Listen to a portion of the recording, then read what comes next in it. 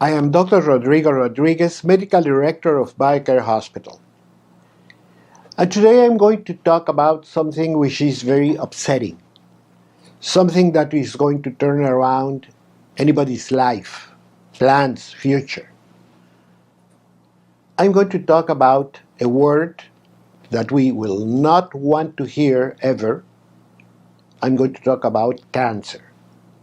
Because nothing is more disruptive in anybody's life than when the doctor across you tells you, after reviewing your case, after reviewing the x-rays and the imaging and the laboratory tests and the biopsy and on and on and on, I have to tell you that you have cancer. I cannot imagine anything more disruptive. I can imagine that when somebody tells you that, like everything stops. Thank God I have never been in that position, but through the years I have seen many people facing a cancer diagnosis. And I don't have to lie. I have to tell you the truth. We all fear that word, including your doctor, including your oncologist. Why? Well, I'm going to say it very simply. Because in spite of the huge amount of information, of the millions and millions of dollars that have been spent in cancer research, in cancer therapies, in cancer diagnosis, in cancer, you name it, in spite of all of that, cancer is still a poorly understood disease. When we go to the doctor, they tell you, well, it's because you did this, it's because you did that, it's because of genetics, it's because it runs in your family, it's because sunlight, it's because of what you breathe and eat and everything. But nobody can really tell you what's happening. I'm going to use a very recent disease and problem that I could tell you about because it's going to let you understand what I'm trying to say. We just went through a huge epidemic, a huge pandemic. We just went through COVID-19 pandemic. And it's been what, 3-4 years? And after 3-4 years, we can tell what happens. If you go to the doctor and you say, I have COVID, what is this, doctor? Your doctor is going to answer in a very categorical way. He's going to tell you this is a virus. This is a virus that you probably got from somebody else. You probably went to the movies or went to a wedding, you went to a reunion, you were on the airplane, whatever. You got the virus and the virus started to develop in your body. And that virus produces a systemic inflammation.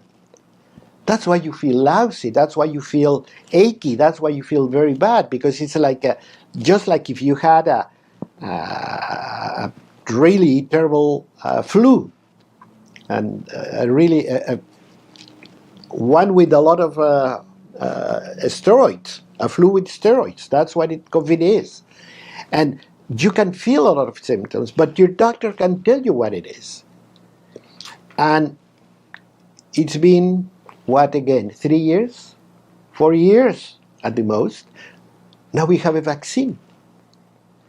And now we can tell a lot earlier when you get it, and we can even prevent it with the vaccine. We have learned a lot in the 4-5 year period altogether. And cancer we have been facing for many, many years, for decades. And cancer, as bad as it is, as much as we hate it, as much as we have spent in trying to find out what it is, the doctor will not be able to tell you, well, this is this, that you probably caught this way. She's going to give you a lot of information, a lot of theories, a lot of what's known. But it's very different from the case of COVID-19. This is a virus that you caught in that place. And no, we don't have a treatment for the viruses, but we have a way to prevent these side effects. And now we have a vaccine to prevent it. With this, it could have been this, it could have been your cigarettes, it could be your... And you know, when doctors tell you about cigarette smoking and all the bad habits that we know are connected to cancer, we are always talking not of a cause of the cancer, but we're talking about a risk factor. If you smoke, your chances of getting cancer are going to go up. If you eat right, if you keep your weight, if you exercise, your chances of getting cancer are going down. Not that either one produces or cures the cancer. They're simply statistically connected, those facts. With COVID, you can answer a lot of very solid answers for very solid questions, because we know what it is, we understand it.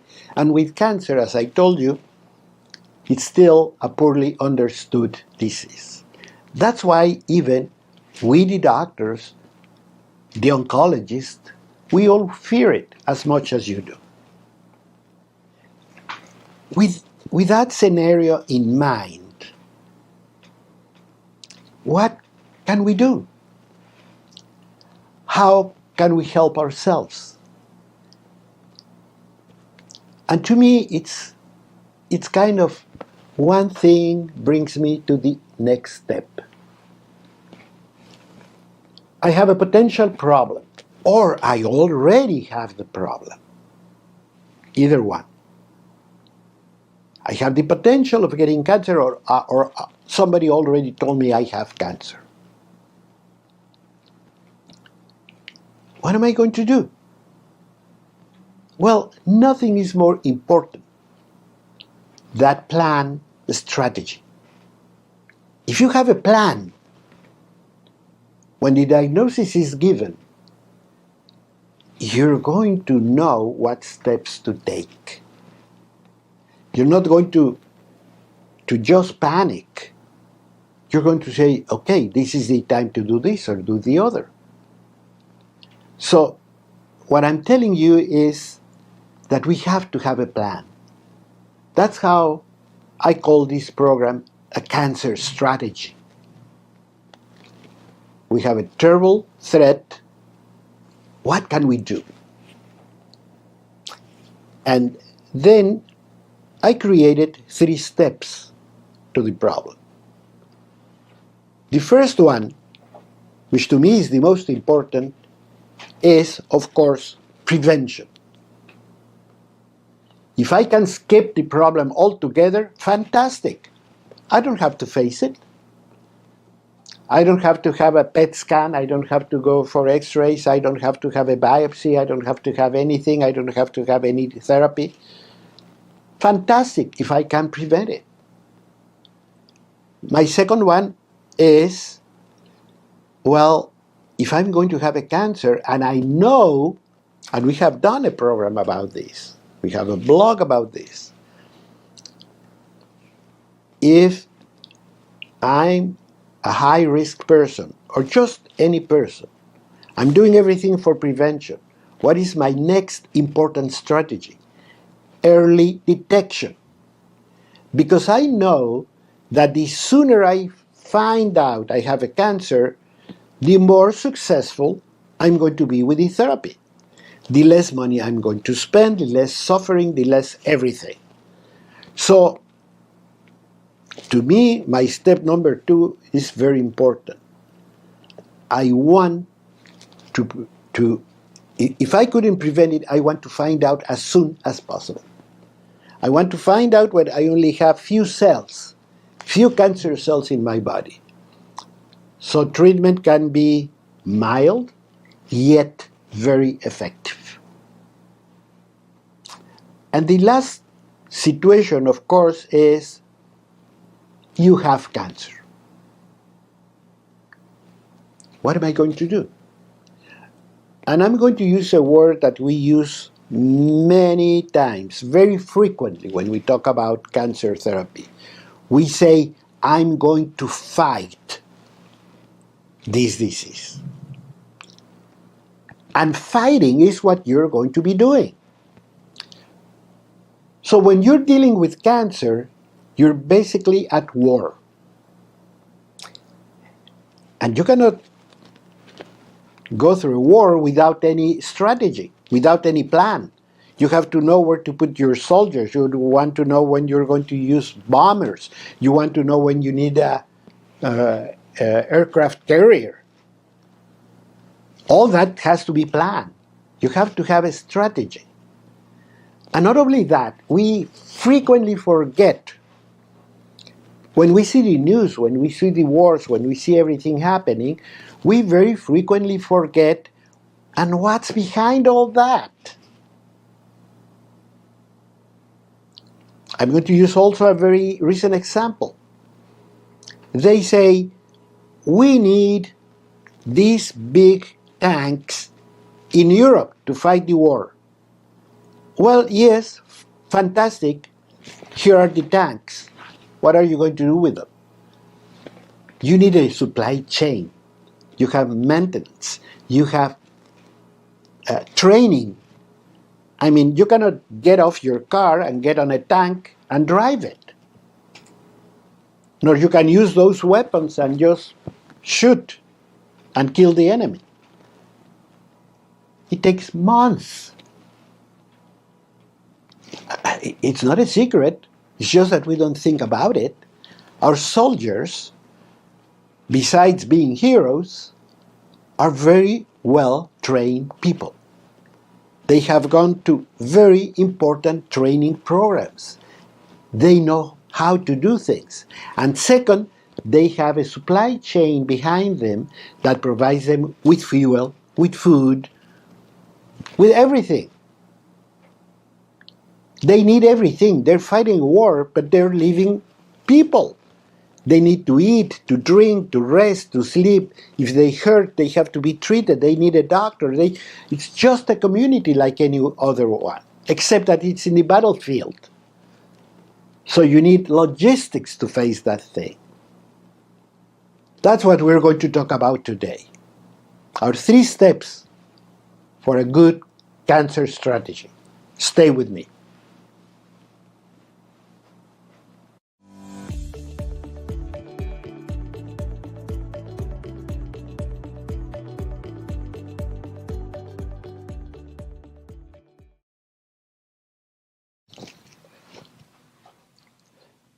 I'm Dr. Rodrigo Rodriguez, Medical Director of BioCare Hospital. And today I'm talking about a program, a very special program that I have called Cancer Strategy. Why? Because I have already told you that a cancer diagnosis is going to be very disruptive.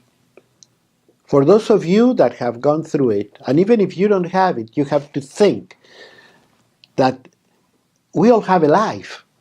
We have something to do. We all have a family. We have things planned in our future. But when you sit across the desk and the doctor tells you you have cancer, everything goes to stand still. What about my wedding anniversary in 2 years? It's going to be my golden anniversary, 50 years of marriage. Am I going to live 2 years to get to that point? What about the big cruise that I had with all my family because I'm turning 75? We bought all these tickets and so forth, and now the doctor's telling me that I have cancer, that I have to go in the operating room and I have to do this. What is going to be my health in the next few months? Am I going to be able to travel? What about my retirement? I just went on retirement. I bought a mobile home. I was planning to do things with my wife, with my children. everything has to be disrupted. Everything has to go to stand still until you know what's going to happen. So I'm very sympathetic with how people feel when they're given a cancer diagnosis. That's why one of my big quests in medicine has always been prevention. Because when you think about cancer, my first and foremost, most important strategy is prevention. Do everything you can not to get cancer. And then some people will tell you, no, that's something you cannot manage because it's genetic. It's in your genes. Well, even if it's in your genes, and I have to repeat this because it goes with heart disease, it goes with diabetes, it goes with Alzheimer's, it goes with every degenerative disease. Even if it's in your genes, genes will produce the effect that you want or that you do not want when the gene produces a phenomena called expression. If the gene I have for Alzheimer has the opportunity to express itself, I'm going to develop the disease. If I have a cancer gene and I give it the chance to be expressed, I'm going to get cancer. But you know, God with all His wisdom has given us the opportunity to shut down, to silence the expression of certain genes. And how you do that? By being obedient, by having a healthy lifestyle, and so on. Unfortunately, cancer, like any other chronic inflammatory disease, is on the rise. We see more and more, and we see it in younger people. So don't get the idea, because I have heard it even from doctors when they say, we have more cancer today, not because we have more cancer, but because we diagnosed it better. Well, yes, I would buy that if I didn't have people with cancer in their 30s and 40s and 50s. I mean, if I were diagnosing more cancers in the age group that we used to have it 50 years ago, I would say, yeah, we're more effective with diagnosis. But I see younger and younger people. And I see a lot of cancers. I turn around, and when I began medical school, this is more than 50 years ago, I would turn around my family, my friends, the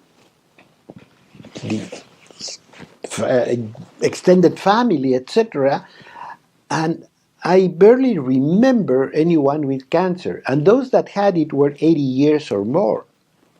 Today I turn around and I have many people that either have cancer or have died of cancer in their 50s or 60s. I know people with cancer in their 30s and even 20s. And I'm not just talking about the patients, because you might say, yes, of course, you are in a hospital that sees a lot of cancer. Of course, I'm going to see everything. No, I'm talking about people I know, neighbors and friends. So cancer is on the rise. Make no mistake. And if you truly believe that, you're going to be in the driver's seat, because now you can understand how important prevention can be. And we have the tools. The Centers for Disease Control in Atlanta, which is one of the highest authorities, health authorities in the United States, tell me that about 40% of current malignancies could be prevented by lifestyle changes. So it's not a mistake to think that the way we live is the way we're going to die. We have to be careful about how we live and how we take care of our lives. Because we're a living organism. So what do we need? We need BioCare. And BioCare means that we have to watch our life in general. And then you go to those risk factors that I was mentioning. First of all, you have to get away with tobacco, you have to get away with alcohol. Alcohol, the more I try to defend it, I always get a lot of bad news about alcohol drinking. So if you can avoid it, avoid it. If you have to drink something, I would go for an occasional glass of red wine, and probably no more than that. An occasional beer, and probably no more than that. And remember, those two things have one special situation. Those are naturally fermented drinks. But if you want to have a glass of a distilled alcohol, that's not anymore a natural thing. So if you can avoid it, avoid it. Or if you were going to do it on your wedding or New Year's Eve, okay, and that's it. Shouldn't be part of everybody's life. Tobacco has no place in human life. Tobacco is bad. One is bad. One every month is bad. Second-hand cigarette smoking from a friend in the desk next to me, it's bad. So tobacco has no place in human life. And then I have talked hours and hours and hours about good eating. I'm not talking about a diet. I actually hate the word diet. And I hate it because it implies two things. One, a sacrifice. I have never heard anybody joyful saying, "Oh, I'm on a diet." No, everybody is, "Oh, I'm on a diet. No, I cannot have this, I'm on a diet." It's always bad news. And the second is, how long am I going to be on a diet for? So it has kind of a built-in time frame. And what I'm talking about is good eating. How am I going to supply my body with the things my body needs? And everything goes down to a very simple question that we all have to ask ourselves. Every time you sit at the table, you have to think, why am I eating? What am I eating for? If you start answering those questions, you're going to see that everything is going to change. Because you don't want sugar, you don't want white flour, you don't want bad oils, you don't want garbage in your body. You don't want anything that comes from a factory. The Bible says that God provided us with food. And it's right at the Genesis. The fish, the plants, the fruits, the seeds thereof. And what do? We buy a can, a box, a foil paper, food that comes from a factory. That's not in the Bible.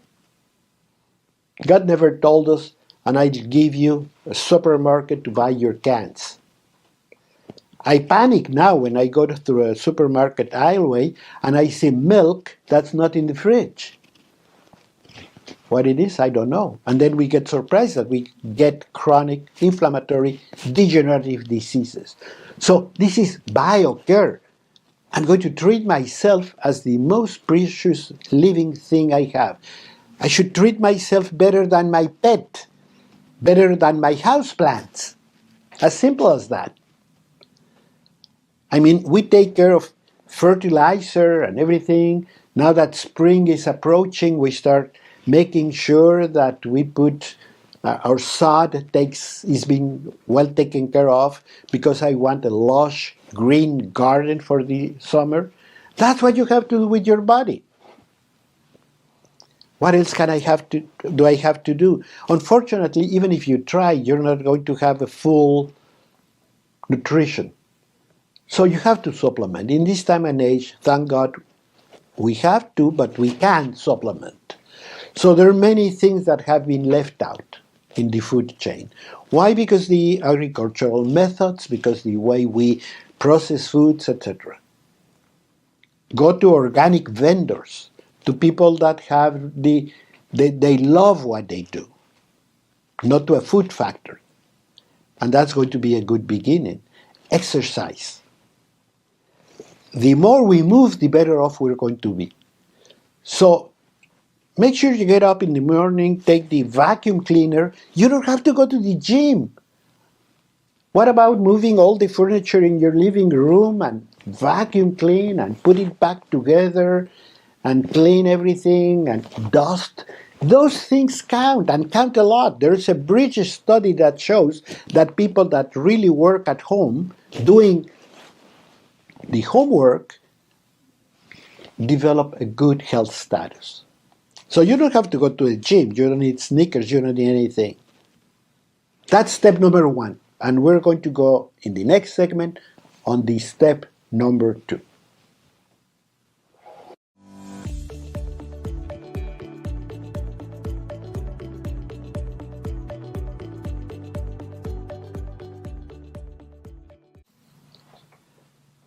I am Dr. Rodrigo Rodriguez, Medical Director of BioCare Hospital. And today I'm talking about cancer strategies. What is that? That is a plan that I should have in my head in case I'm afraid of cancer. And I'm sure we all are. And you say, what can I do?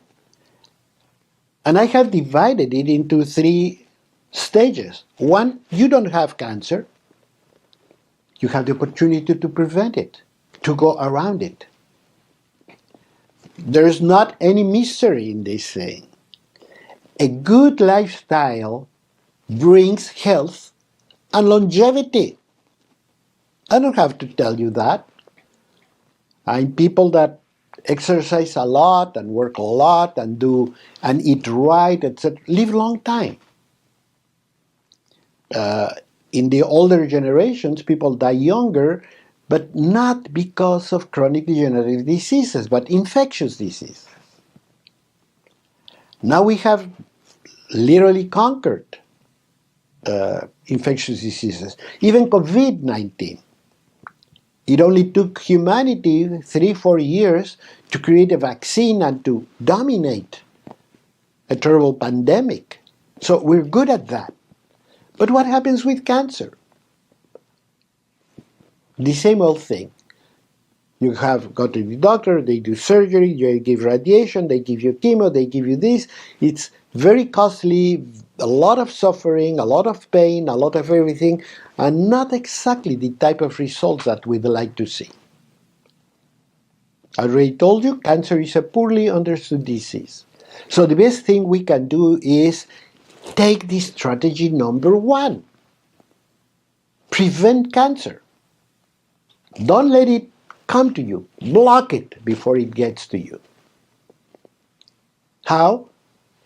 With very well-planned biocaring. You're going to make sure of what you eat, how you live, how you exercise, how you move, how's your mood. All that counts. Stress is a precancerous condition. If you stress all the time, you can develop cancer. And we are so stressed. We have all these deadlines. We have all these problems. So we know when we are on a higher risk condition. Many people tell me, well, I have to do this. I don't have time to eat well. I have blah, blah, blah. You name it. I work a night shift, so I don't have time to sleep at night. Believe it or not, having a good night's sleep is very good in preventing cancer. A good, relaxing, restorative sleep can prevent cancer. Stress-free life can prevent cancer. Physical activity prevents cancer. And of course, healthy eating and healthy environment. So all that helps. But now, you are on a high risk factor, or whatever factor you're in, we go to this step number 2, vigilance and awareness. We have to think that no matter what we do, still we could get cancer. So we have to get ready with vigilance and awareness, because I know it. So I'm going to be watchful. And the minute I can locate a cancer cell, I'm going to go right after it. We have an immune system that should do it. That's why step number 2, prevention, is important. Because if we keep a healthy immune system, chances are that that cancer cells are going to be destroyed before they do anything. But let's say that didn't happen. So I have to be sure that as soon as any cancer cell can be detected in my body, I can go after it and destroy it. Or do a therapy when the therapies are going to be most successful, which is very early in the diagnosis. But to have an early diagnosis, we have to be proactive. We have to be very vigilant. And let me tell you why. Because cancer doesn't hurt. When it hurts, it's too late. Cancer is very sneaky. It's going to get into your tissue. It's going to produce problems before you can even tell. Same happens with all degenerative diseases. You can be diabetic for years before you know it. You could have high blood pressure and not find out until you have a stroke. You could have heart disease and not have a hint of it until you have a heart infarction. So you have to begin understanding that it is up to us to discover all these diseases very early. And with cancer it's important. With everything it's important. Remember this thing. The earlier you find out about a disease, the better off you're going to be. The less money you're going to spend, the less suffering you're going to go through, and the most successful the therapy is going to be. So we have to go for early diagnosis. And that begins with self-examination. I tell people every day after you shower, stand in the nude in front of your mirror and look at yourself and review yourself. And it's good if you have one of those mirrors, like when you go to the tailor, where you can watch your back at the same time. They're very inexpensive. You can put 2 of them at home, and also when you go to a party, you can make sure you look fantastic. Well, you look at yourself very carefully, let's say once a week. And remember, breast self-examination. And we have talked about aging of the skin, and we have told you that using moisturizers and those things can go a long way. So when you do that, you can feel your skin, you can feel lumps, you can find things before they give you a problem. Next time you go to the toilet, take a look. Remember in the French court, or also in the British court, when the king went to the toilet, he had the doctors examining the stool and the urine. And if you find anything that's not normal, then it's time to think and watch and even go to the doctor. So if you have a BM or you urinate, take a look. And you're going to get used to see what it is and how it behaves. You know, many people can discover intestinal flora damaged by that. If you get stools that go all the way down in the water, they don't float at all, they have very poor intestinal flora activity. You can watch it, and just some probiotics and prebiotics and just simple things, getting more fiber in your diet, etc., can solve the problem. So being watchful can go a really long way. And with cancer, You have to have a pap smear. You have to review your breasts. You can do cancer marker tests for prostate, for stomach cancer, for different things. You can talk to your doctor. A visit once a year to make sure that there's no any sign of malignancy can go really, really a long way. And I would recommend you to do it. An ultrasound scan, that doesn't involve any radiation. I know many people are very leery about being irradiated, but an ultrasound scan can go to your pancreas, can go to your liver, can go to your kidneys, can go to your prostate, can go to many organs, and just make sure that everything is checked. And if that's the case, you can go back with your life and be very happy. But if you find something, you're going to be able to tell and say, I'm going to treat it. And I could tell you about a lot of people that I have met that found the cancer very early on, and they're still alive and happy and productive. And no, they didn't have to go through big procedures, they didn't have to go through very long treatments, because they discovered it on time and went to the doctor. Lately, because of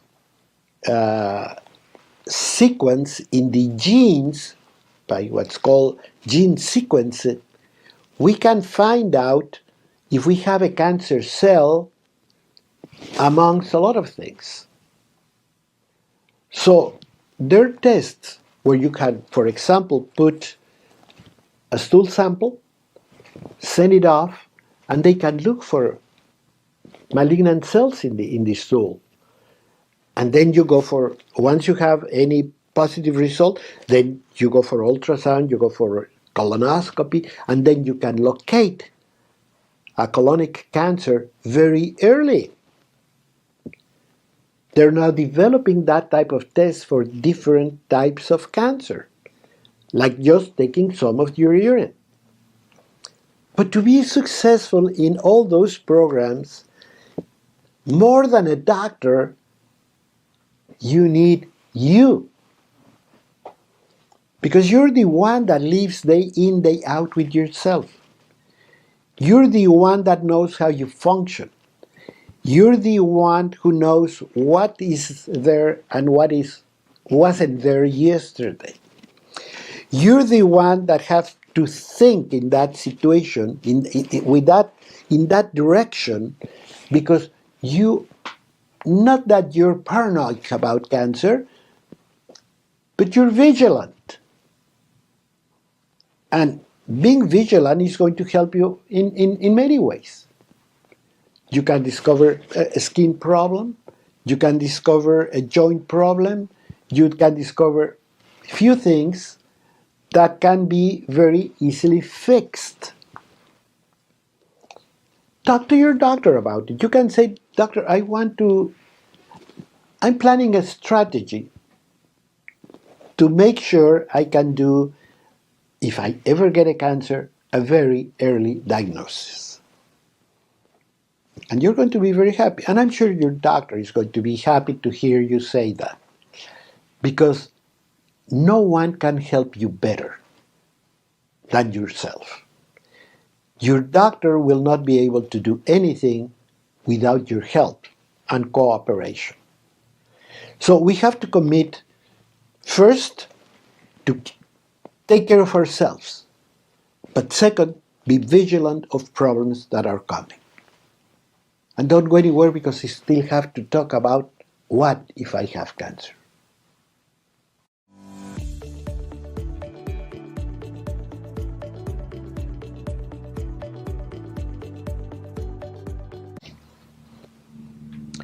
You are with Dr. Rodrigo Rodriguez, Medical Director of BioCare Hospital.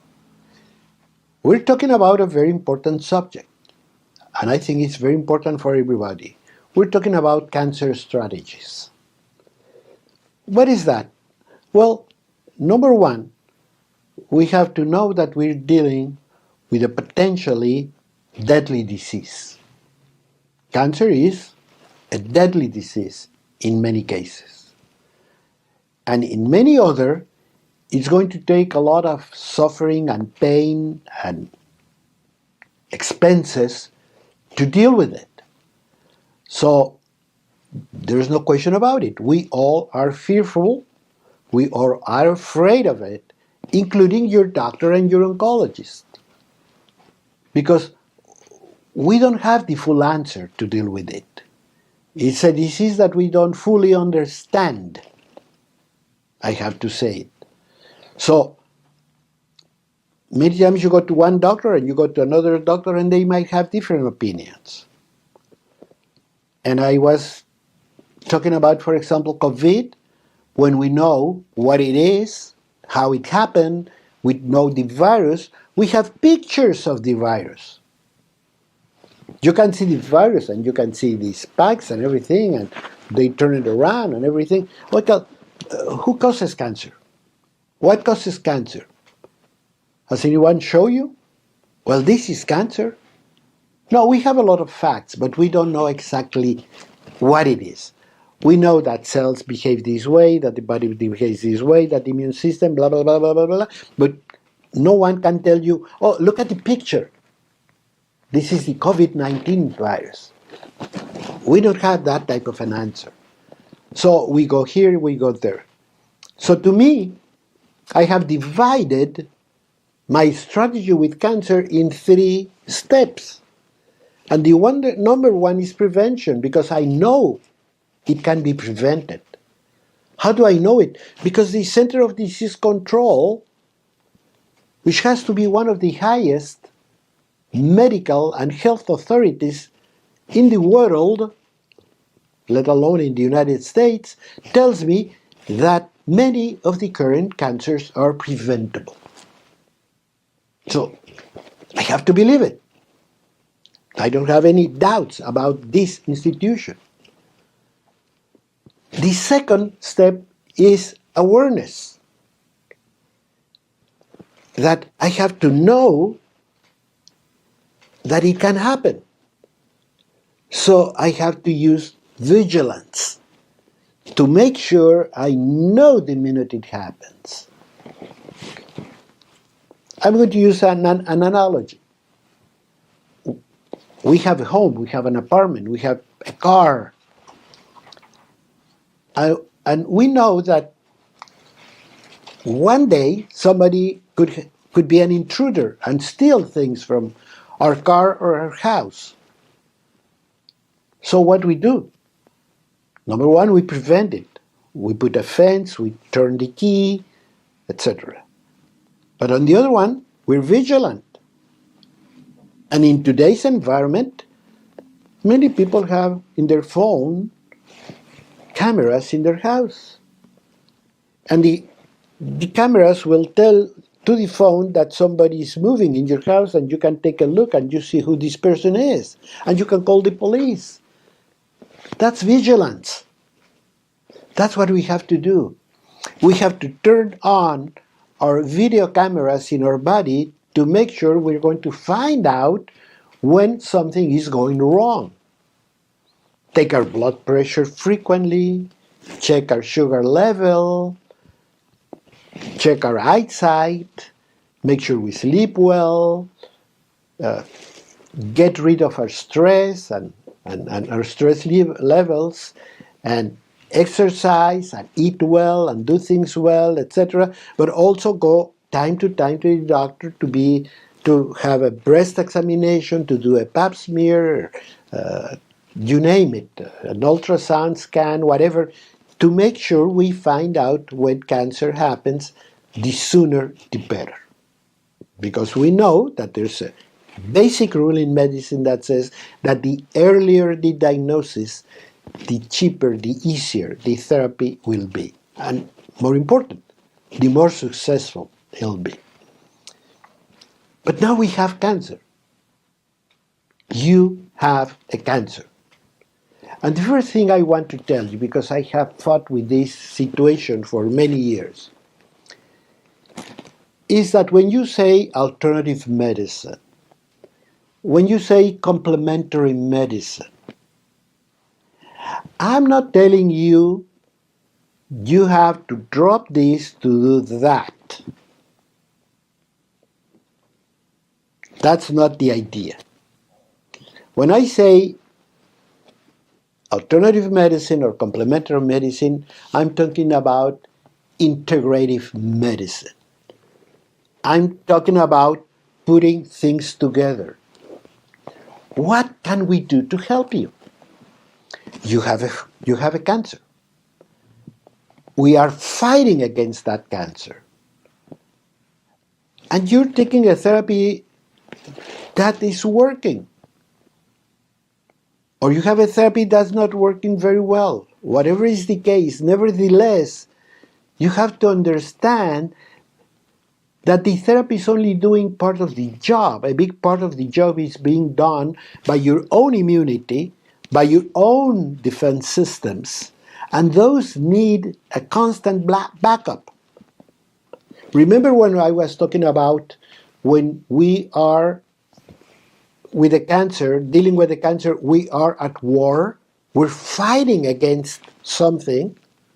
Well, you not only need white blood cells to fight the cancer. You don't only need drugs to fight the cancer.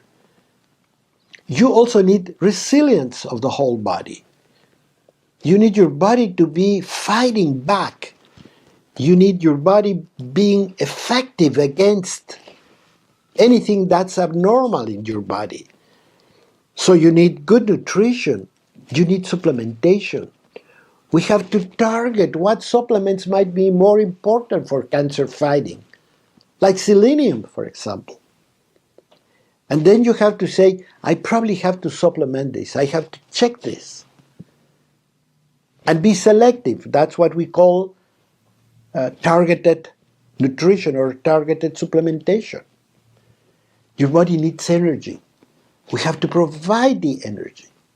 I have seen so many cancer patients, for example, and those people that have cancer know I'm telling you the truth. One of the sneaky ways that cancer defeats us is by making us lose our appetite. People with cancer many times don't want to eat. Not only they don't want to eat, but they despise food.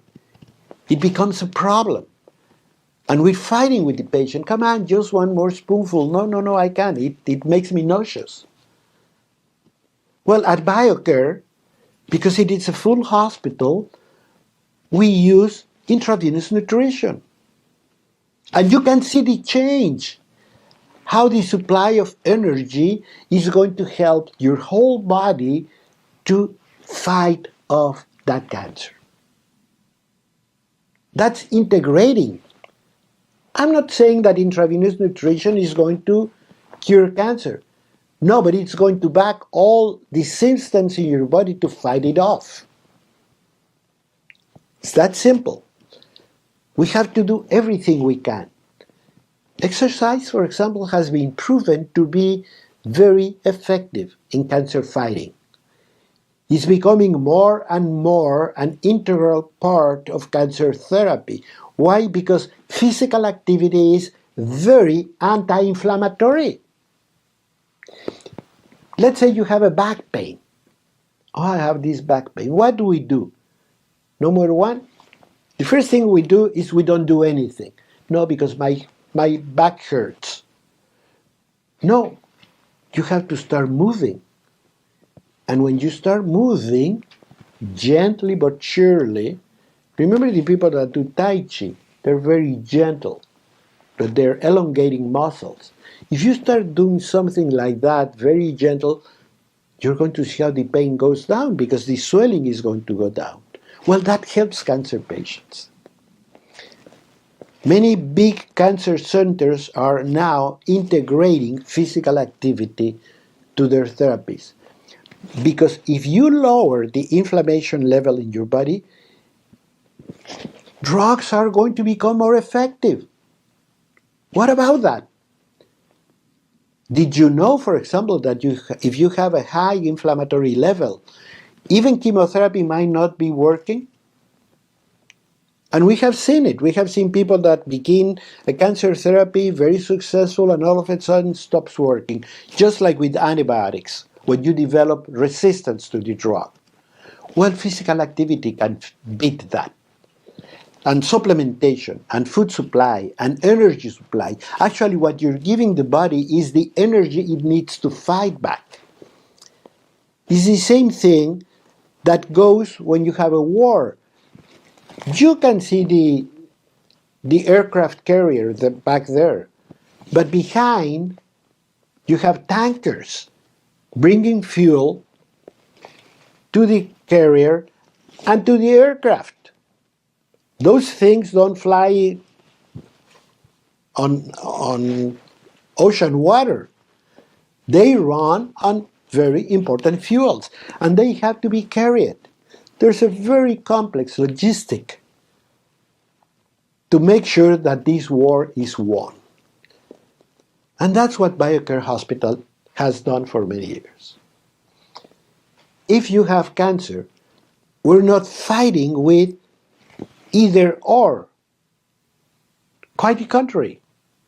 We say, what can we do for this person to help them? We can do this therapy. Sometimes we will have to do a surgery. Sometimes we'll have to do, I don't know, a colonoscopy, certain procedure. But for sure, we know you need energy supply. And if you cannot eat, I'm going to do it intravenously. And I have seen people literally getting off their beds in 2-3 days simply because they were starving. They didn't eat anything. And as soon as they regain that energy, the cancer starts going backwards.